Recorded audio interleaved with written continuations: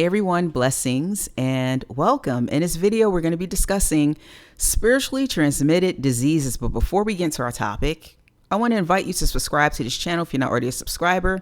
Hit the notification so you'll know whenever I upload a new video. Hit the like button because it really does help me out. Share this video if you enjoy my content and feel free to drop me a comment. I would love to hear from you. As always, I do appreciate your support of this channel. So let's get into the topic of spiritually transmitted diseases. First off, what is a spiritual disease?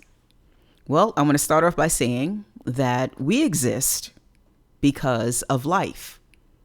God connects to us through life because God is life.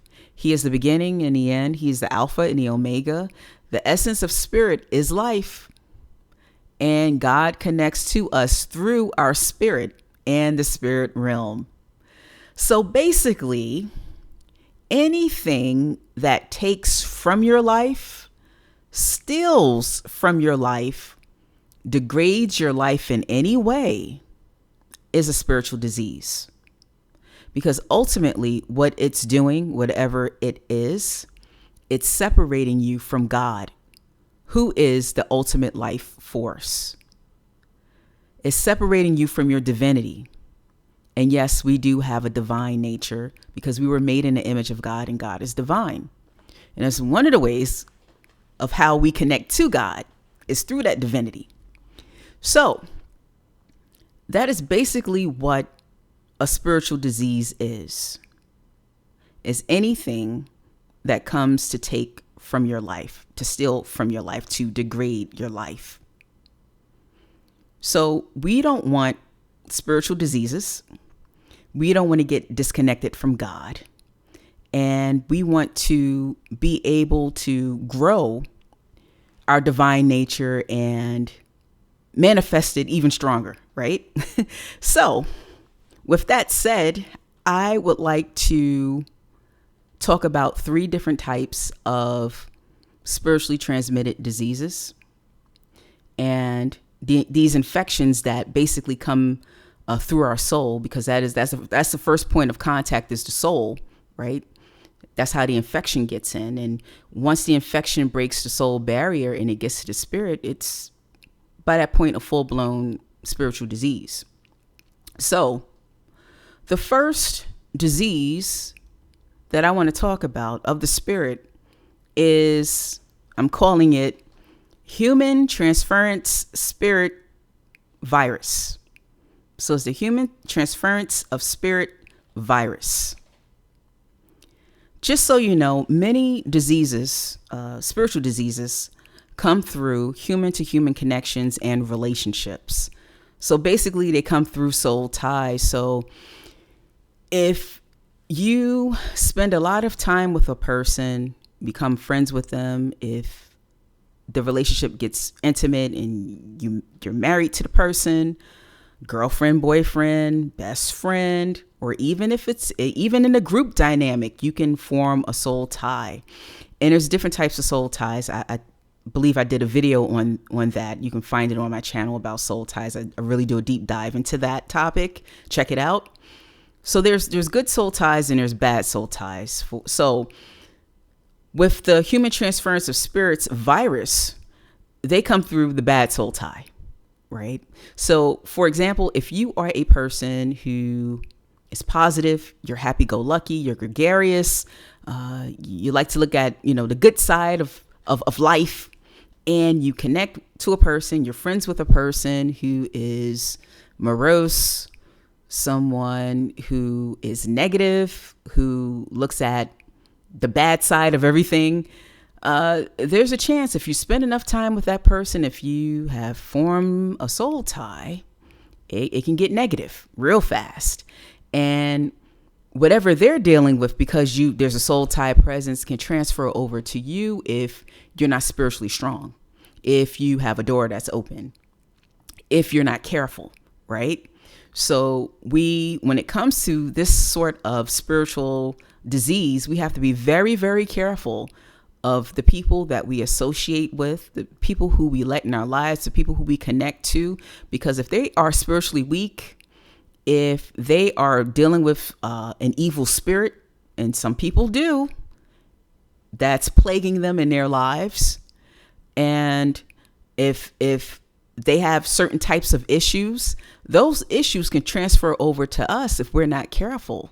So transference of spirit, transference of energy, this stuff is real. We have to protect ourselves and be careful of our company and be careful of the types of people that we invite into our lives. You know, I've seen so many times where there were people who had their lives together, you know, on the right path, you know, just crushing goals left and right, and, you know, just making their dreams come true, and everything was going great for them. And they got into a relationship with the wrong person, got into a relationship with, you know, a person with a lot of issues. And I've seen people's lives really take a turn for the worse because of who they were connected to. So you got to watch out for those soul ties.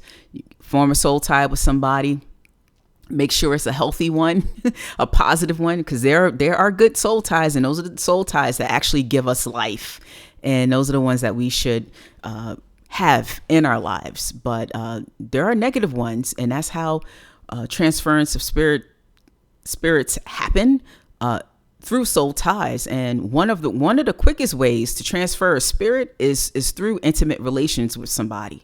So if you're intimate with someone, that is a quick way to transfer a spirit. And when it's done that way, and when a transference of spirit happens that way, it is really hard to get rid of whatever that person may have transferred over to you in the spirit realm.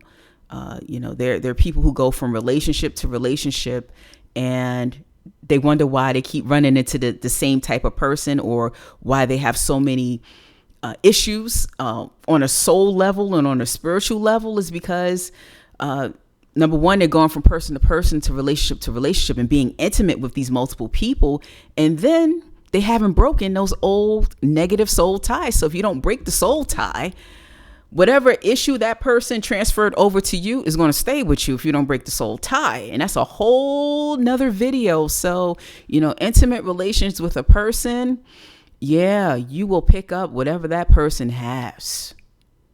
Yeah, because the word of God says the two shall become one. So you're actually coming, although there is no marriage contract, you're coming into covenant with that person. It's illegal, but it's a covenant, you know? So, you know, whether you believe in this stuff or not, you know, if you could look at the lives, or maybe some of the experiences that you've been through, or the lives of your friends or family members, and see what happened when they connected with the wrong person, they married the wrong person, they got into a relationship with a certain type of person, and just how their lives got turned upside down. Yeah, these spirits can transfer. So that's the first type of spiritual disease, human transference of spirits. Be careful who you connect yourselves to. Let's keep our connections to people healthy, and, you know, make sure that, you know, we're connecting ourselves to people who are on the same wavelength, the people who are serious about spiritual growth and development, because, you know, iron sharpens iron, and we want to make sure that we have these strong and healthy connections, so we will not get plagued with a spiritual disease. All right, number 2, the second disease that I want to talk about spiritually is demonic entity infection. So recently I just did a whole video about the spirit realm and spiritual warfare. Check it out. I might link it to this one. Spiritual warfare is real. Yeah, we're in a battle. It's a battle for our soul. It's a battle for our well-being. Yes, we coexist on earth with spirits in the spirit realm. So we're in a natural realm, and there's also the spirit realm coexisting with us, right? Yeah, and there are evil entities within the spirit realm, and these evil entities, these evil spirits, have an agenda to destroy our lives, right? So, and also know that some of these spirits are assigned to us, right, by the evil one himself. Some of these spirits are assigned to us, right? So, you know, demonic entity infection happens through when we open doors, right? Open doors through, number one, I talked about soul ties earlier. So that's a door that can open through a human relationship, human to human connection, right? Through a soul tie, right? So that's a door where a demon can get in, an evil spirit can get in, right? Also dabbling in the occult, right? Witchcraft, stuff like that. That can open the door for demons to come in. Also participating in activities that are non-life affirming, right? Activities that are destructive. So just so you know, if you are participating in activities that's destroying your body, destroying your mind, destroying you emotionally, destroying you spiritually, that's just destructive, just know that in those activities, there are evil spirits that are always going to be present and waiting for doors that are open, within people so they can enter. So we have to be careful with the things that we participate in, the activities that we involve ourselves in. Ask yourself the question, is what I'm about to participate in going to help me or harm me? That's an easy question, because if it's going to help you, then it's good for you. If it's going to harm you, then it could hurt you and also bring in some spiritual stuff that you don't want in your life. So just know, if you are participating in any destructive activity, that there's probably, more than likely, some demons present, ready to enter doors that are open, waiting to plague people who are spiritually weak. That's why we have to stay spiritually strong, right? Also, a demonic entity infection can come through our mind and mindset. That's why we have to be focused on positive things, focused on God, focused on good things for our future, because the enemy can come in through our thoughts. Spirits can come in, if you're constantly, worried all the time and dwelling on negative things and, don't have anything good to look forward to. And if you're really struggling in that area, please get help. Please find some people to pray for you if you just don't feel like you could pray for yourself. But it's important for us to really get our minds together, because that's another doorway for evil spirits, is through our thinking.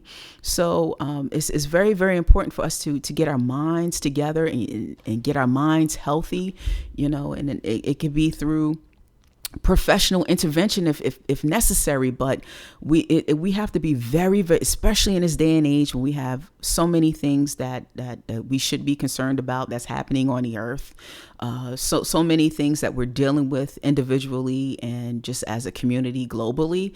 It's important for us to take care of our mind, because we don't want to just have to deal with the world, deal with our own stuff, and then have to deal with spiritual stuff that's coming in that shouldn't be messing with us spiritually, or messing with our souls. So definitely take care of your mind.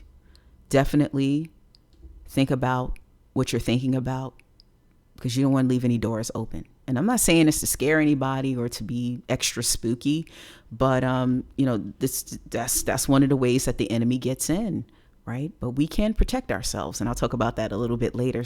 So the last disease, spiritual disease, that I want to talk about is the generational curse syndrome. Yes. This right here is not our fault, right? This is a spiritual disease that's passed down through our families, unfortunately, right? So I can look in the mirror and I can see, that I picked up some physical attributes and characteristics of certain family members. I look in the mirror, I see my parents. I have my dad's nose, my mother's complexion, my mother's eyes, right?